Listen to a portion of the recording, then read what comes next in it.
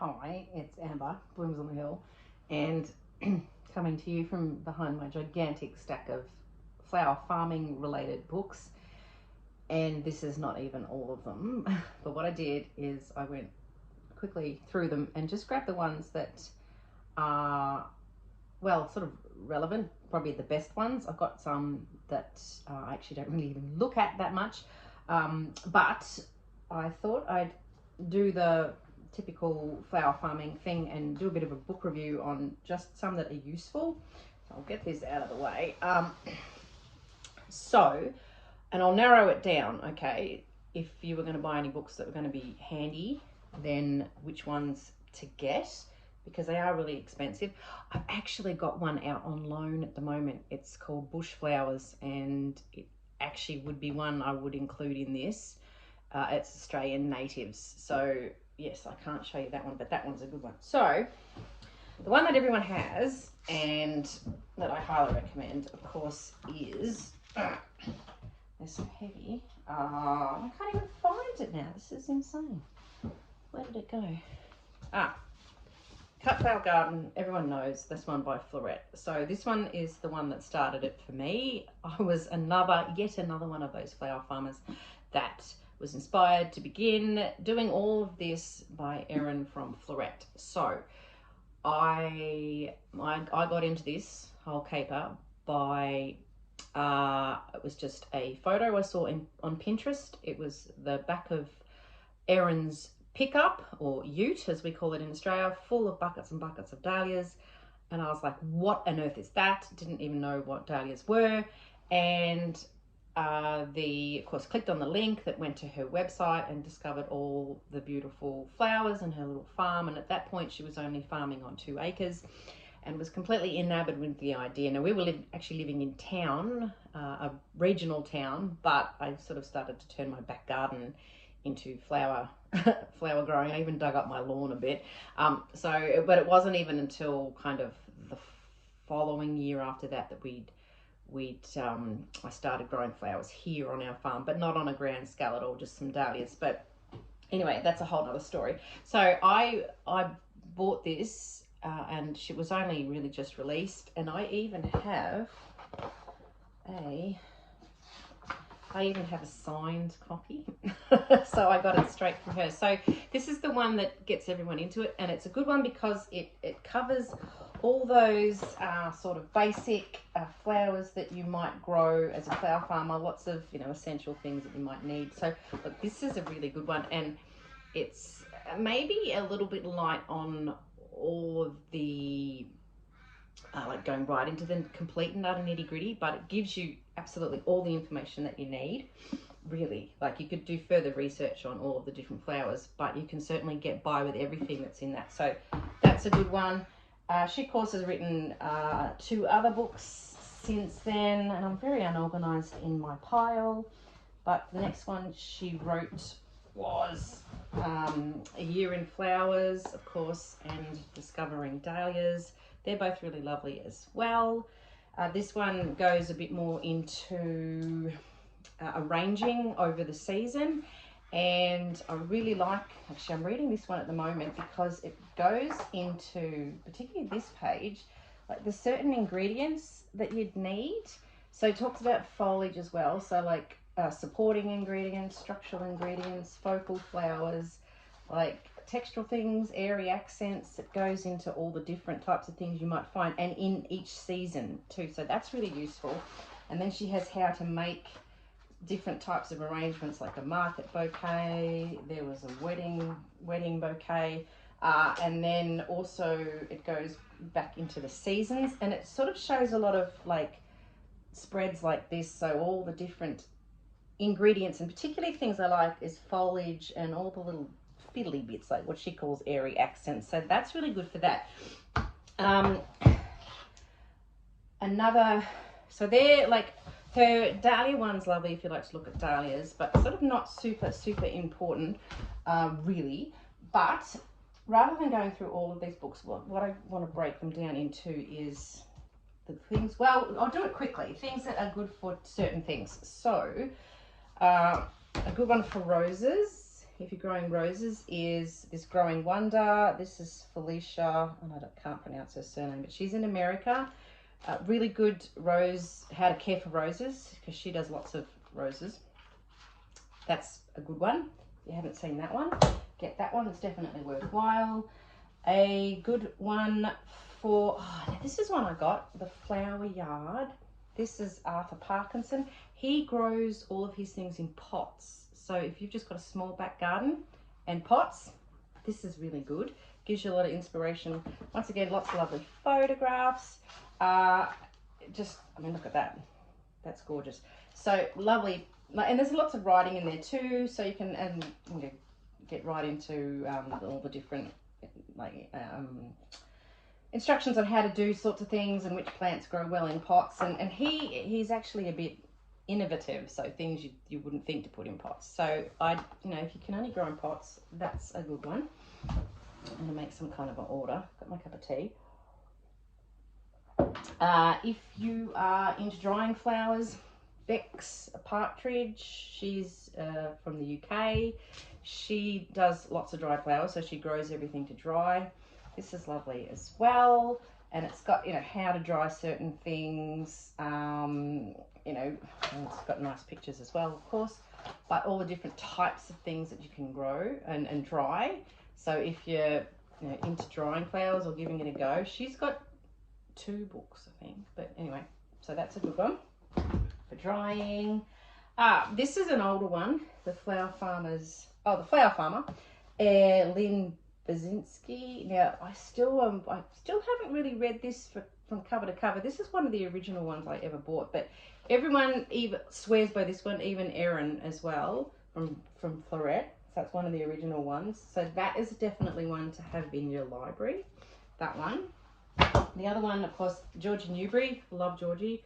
Flower Farmer's Year. This is a really, really good. This is actually, I think, a lot easier than this one to sort of get through. Georgie writes really well, really clearly, really good at describing certain things. And I find that I got a lot of information out of this one.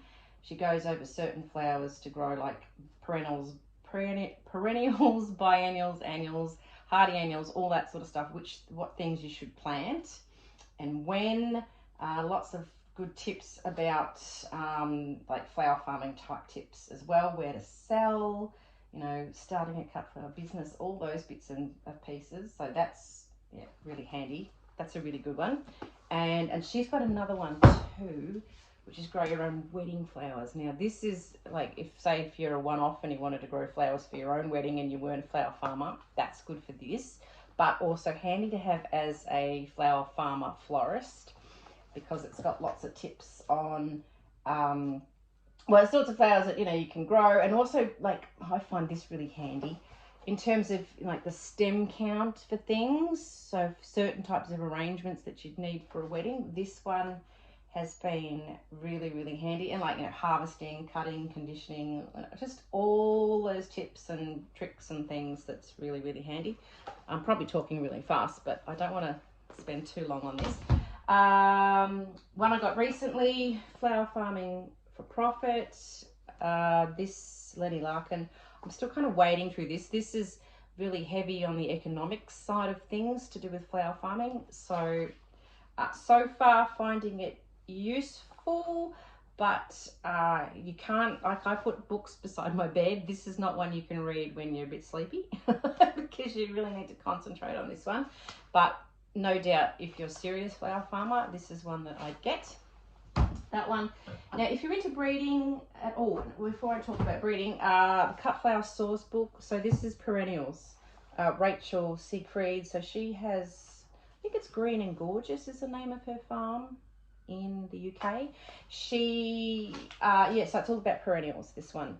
And she does list all the Latin names for everything, which makes it a little bit tiresome in that you've got to look things up, but it's got all the general information in the front, and then at the back she goes into varieties and goes into quite detail about varieties, which is really handy. So perennials really should form the basis of your flower farm, and start getting those in early, because they obviously take a while to get established. So, because I mean, perennials, you don't have to keep planting them every year, you know.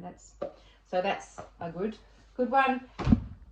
Breeding, I got the Zinnia Breeder's Handbook just recently, and this was before I knew that we could get the floret seeds. So I was planning on giving breeding a go this year, thinking I wasn't going to be able to have those lovely blushy pale wedding type colours, but now of course we can get them, and I've got them. So excuse me, that's on the way. So that's good, happy about that. It's actually quite easy to follow, so I've started reading it and then stopped a bit because I got busy doing other things.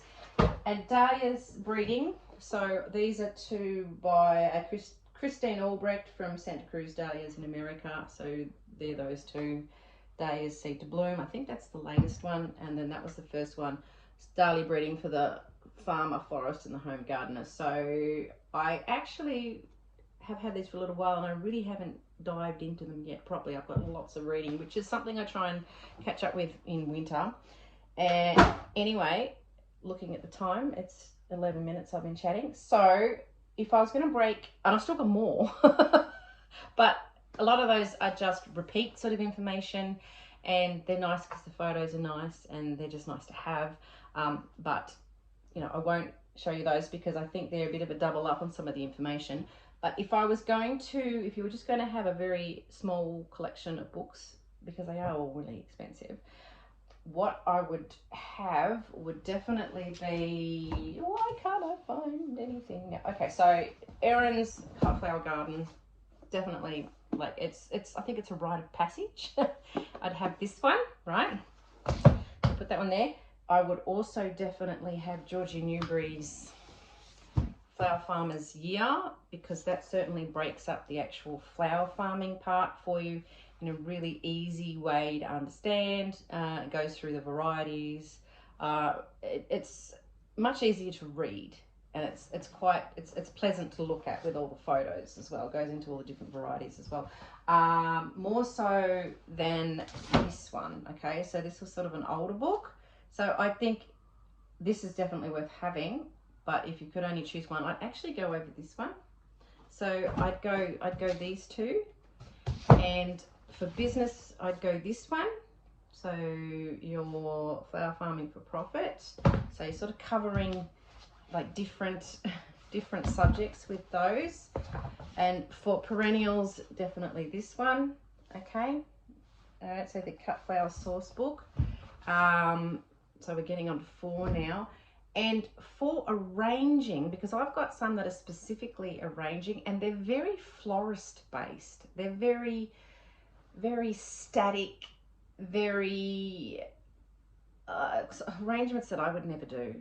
And arrangements that would be like they would work much better with flowers that have been purchased internationally. So they're those stems that are like incredibly straight, that you could use them as a spirit level, and you know, that kind of thing. So I don't like any of those books. So this is where I find that A Year in Flowers by Erin, because she's a flower farmer, because she has all those, you know, the roses that are all like the David Austin varieties and all those things that don't have perfectly straight stems. I find that her arrangements in this are much more they're much more natural, and definitely go along with, well, the same things that we're all growing as flower farmers or home gardeners. So, and easy step by steps. Plus I love that she has that bit in the front, like I said before, with showing you like all the specific ingredients. Like these are all the focal flower suggestions for spring, for autumn, for summer, for winter, you know, those sorts of pages there. I find that that's definitely the best for arranging. What are we now on? 1, 2, 3, 4, 5 books. So like if I could break it down, potentially like these ones, certainly the other ones would be good, you know, if you're going to get anything for roses, definitely. And the breeding ones, they're great as well. You know, if you were going to be doing weddings too, Georgie's wedding one, and you know, dried flowers, yes, you know, I'd have a look at that. But certainly if I could break it down into sort of a bit more general, and this is what I would go. Yeah, so I hope that's helpful. But there's certainly lots and lots. I think the breeding books, that's the kind of thing that you start to get into later. But to start off, like, I think definitely to start off, to even break this pile down even further, I would definitely start with, and I wouldn't get bogged down in that to begin with. I'd definitely start with this, because I think that will get you inspired, and it's really easy, and it's just got, you know, the basic, the real basic flowers that you'd grow as a flower farmer. They're all the staple ones that you'd grow. So this one and Georgie's book, yeah, just to break it down even further, if that's any help. Anyway, it's windy. This is why I'm inside doing this, not outside getting blown to pieces. And hopefully my greenhouse doesn't get blown away today. Anyway, I'll catch up with you next time. Hopefully we don't lose power either. See ya. Bye.